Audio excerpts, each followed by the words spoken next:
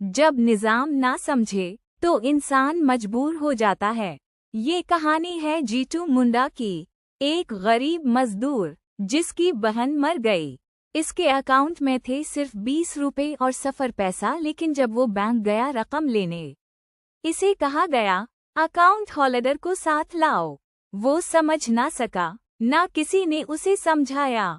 बार बार इनकार, बार बार जिल्लत, और फिर इसने वो किया जो कोई सोच भी नहीं सकता। वो अपनी बहन की कब्र पर गया और इसकी हड्डियां निकालकर बैंक ले आया, सिर्फ ये साबित करने के लिए कि वो वाकई मर चुकी है।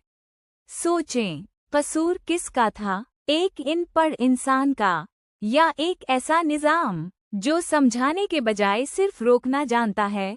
सबक, कवानीन जरूरी हैं, लेकिन इंसानियत उनसे भी ज्यादा जरूरी है।